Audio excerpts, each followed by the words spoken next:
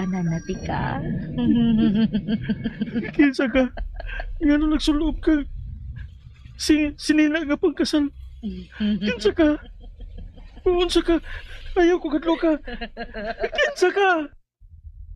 Ako lagi ni ang imong asawa. Tanan, uban ka na ako sa akong kalibutan, ba anak ko? Ayaw ko kadlo ka. Ayaw ko kadlo ka. Wati kadlo ka ba anak ko?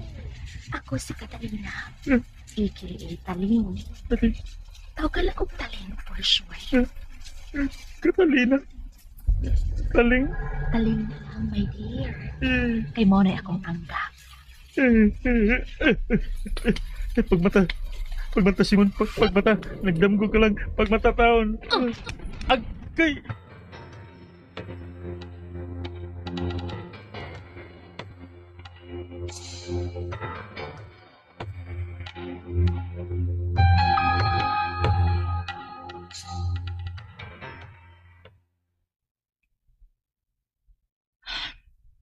Mo na tinuod ko. Wala, Nga? Kalain ko ni Simon. Ghosting lang ang tag. Mangin anak gid girl. Sakita, uy. Oy, ay paghilak, girl. Lalaki lang na. Dili na angay ang hilakan, oy. Ako bitaw sa una. Sakit sa to, oy. Practice na akong hilak ato, girl. Oh, ingon ka dili ang hilak ka ng mga lalaki. Ha? Oo, day, no, sorry. Hilak ni ay, oy. Hilak ni ay. Muhilak niyo, day. Tas kasakit. Sige, girl, hilak na. Sige, girl, go. Sige, release the pain. Go, girl, now na. Mura jud kag amaw. Sure, lalag, girl. Meron dyan tag-amaw aning mahigog mata, uy. Pero ako, gihilak na ako usa ka adlaw, girl, uy. Kanang all out kid nga hilak ba? Way kaon-kaon, way inom-inom ng tubig. Unya, unsay na ita po? Nakadawat na dayon ko. Pero, lipong-lipong sad ko.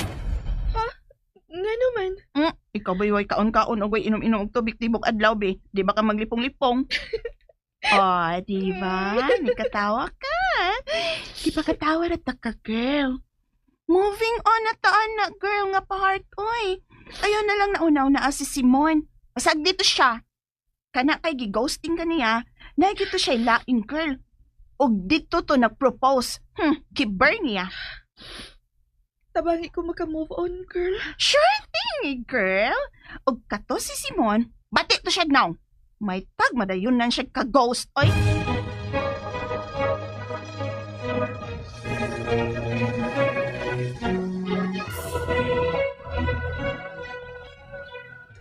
Ay, sakitan itong imusag pa eh. Mingit kita ka kong pananaw. Ako to kituyo, my dear. Aron ka mo to nga tinuod ko, nga ni-exist ko. O kuwa ko mapinuang nimo.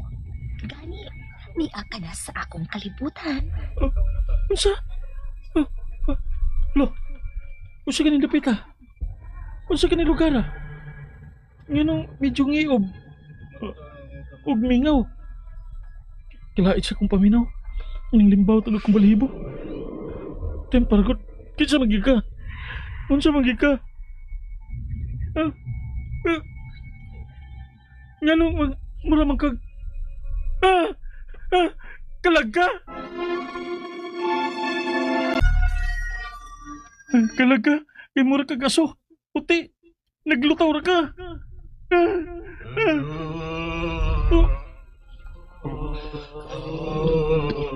Kinsa na ni? Unsa ni? Kinsa mo? Ayaw ko na yung gilapti. Ayaw! Maluoy mo! Ay, mali ko! Niya ka sa kalibutan sa mga patay, bana ko. Unsa? Tabang. Pagawas ako din eh. Pagawas ako ninyo! Pagawas ako ninyo din eh! Uncle Ben, siya si Simon, ang akong bana. Bana, nganong nabana ni mo siya? Tungod kay iya kong gihagad o kasal, Uncle. Ug akong gidawat ang iyang wedding proposal. Aniha o, Niya ang singsing sa kong tutlo. Nakaila ko ng maong singsing, Catalina. Taling, auntie. Wa ko'y labot kung Catalina man o taling. Parihas. Dili ba mauman na ang singsing? Gaihatag unta ni Armando nimo? Alang sa wedding proposal niya kanimo.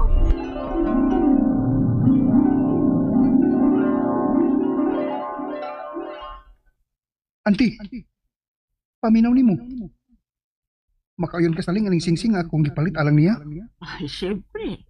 Makauyon kayo kad nakaila ko ni Catalina. Bisan unsa kagamay sa butang nga imong ihatag niya, basta kinasing-kasi, iyag yun kining hatagan og bili. Ugma auntie, moadto ko sa ila. Ako sing hangidulog dito. Ug aduna ko ni hatag niya kaning maong singsing.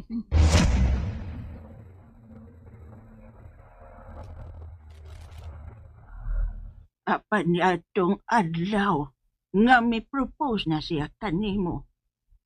Na may naunta. Nagdumili ang imong mga ginikanan o buot kanilang isalikwat. Mo kato'y hinungdan nga wa sa mutunga sa adlaw sa inyong kasal.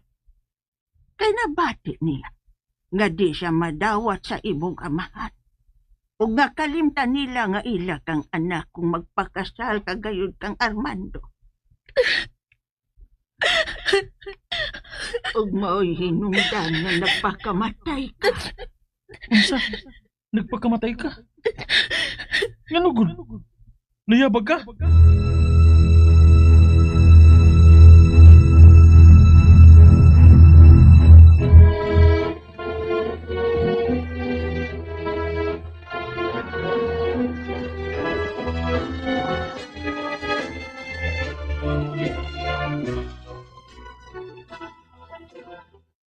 Good morning, girl. Good morning. Uy, girl, naku isulti nimo. Unsa man na? Girl, naku friend ba nga ganahan kay siya nimo? Ay, naay na ko sa muka ng mga butanga, girl, eh. Paso na ko, anak. Uy, girl, ay balibad, uy. Kay crush siya ng miduol nimo. Foreigner ni girl. Ay, dili sa lang lagi ko ng mga butanga, girl. Sakit-sakit rin sa dugan, uy, kung may gugmata. Oh, sorry, girl. Pasa ko. KJ.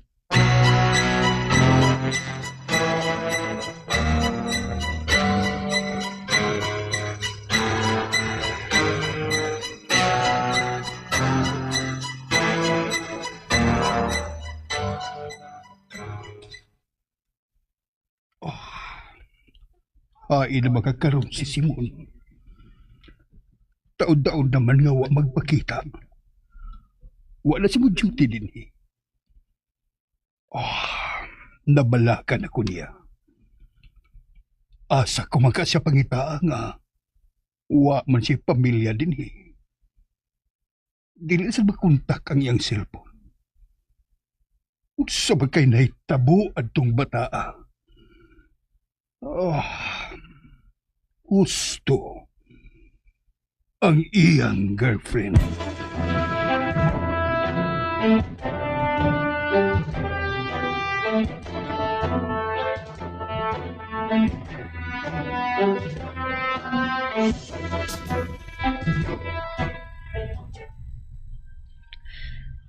Mao ka na ang saglanon sa akong kinabuhi. Angkit ko na among kaagit Oh, tuod ay bana ko. Diin mo makuha kining singsing. Diin ha? Bana ko. Hello guys, good evening.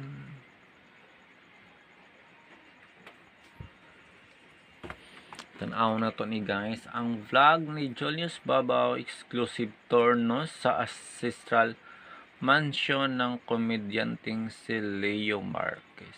Leo Martinez. Oh, Lolo. Ay, Leo Martinez. Pili mo ako ng Viagra. Leo Martinez.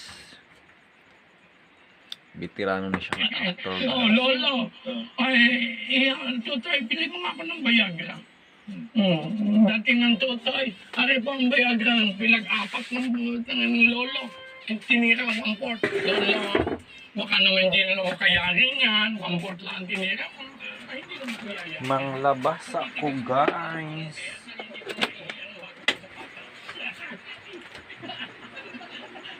Yung picture na ano Manglaba na pod si Akech kay suoton ugma. Hasol kayo, guys. Pag isaray sa nina. O isaray yung uniform. Grabe.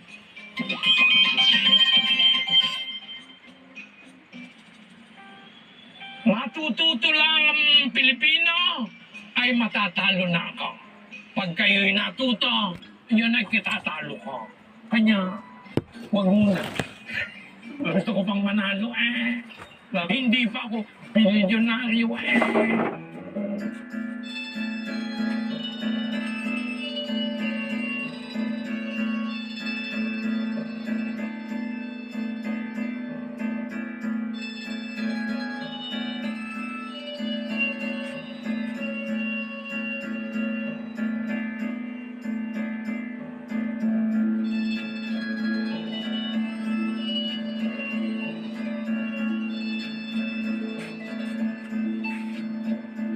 Nandito po tayo ngayon sa Balayan, Batangas. At yan, nakikita nyo sa aking likuran, ang mga lumang tahanan. Hinahanap po natin ang ancestral home ng batikang komedyanteng si Leo Martinez. At mukhang nakita ko na nga, no? Pero bago yan, subscribe po na kayo sa aking channel at sa Christine Babos channel. Ito na, tika.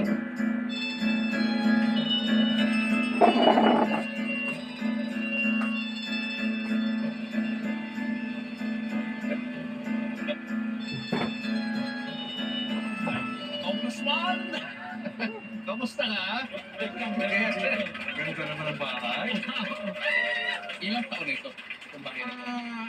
This was the 18, nung pinaano ko ito, 1850. 1850. Yeah. Oh.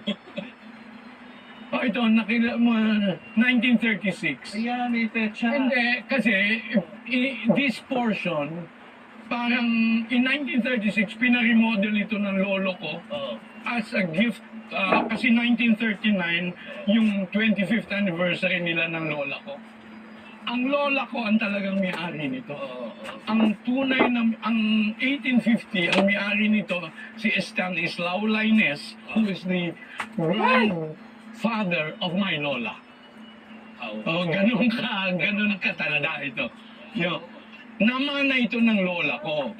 Nung nag-asawa siya, so naging Lainez yung lola ko. Lainez. Lainez. Pero ang napangasawa niya, Martinez. Leon Martinez, na doon ako pinangalan, doon sa lolo ko na yon. Kanya Leo ko.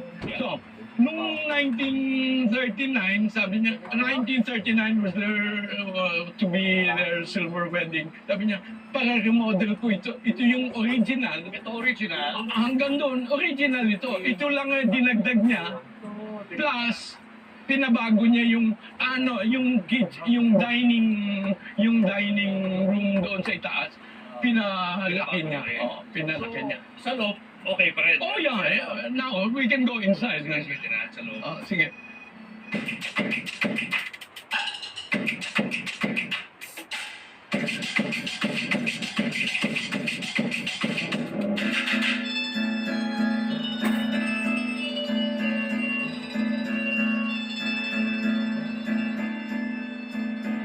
Mga kabayan, narinig tayo sa Balayan, Batangas, kung saan nagsimula ang Lakas Tama Party at si Congressman Manik Manaog.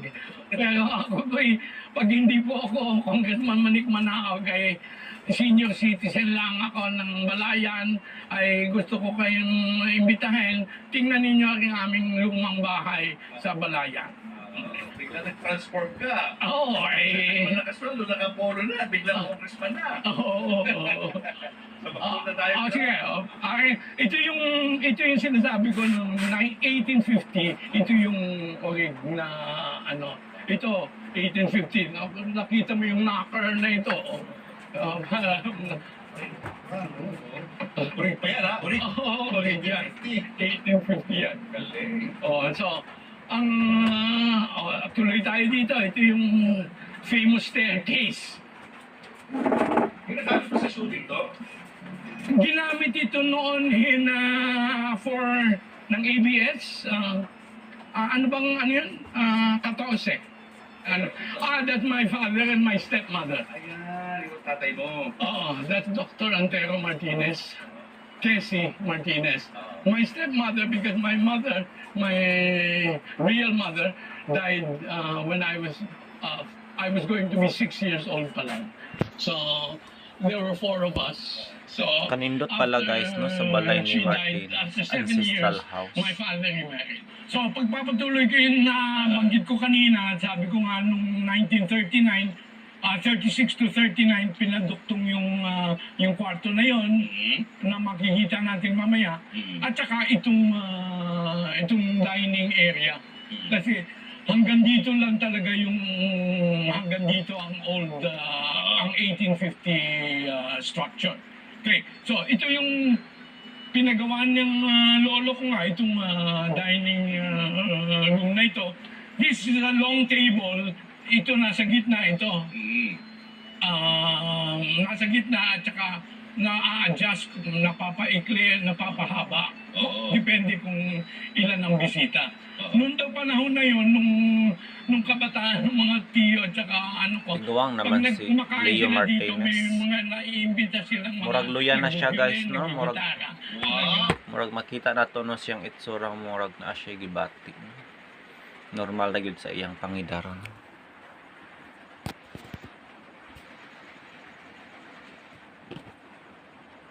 Nagaling sa lolo.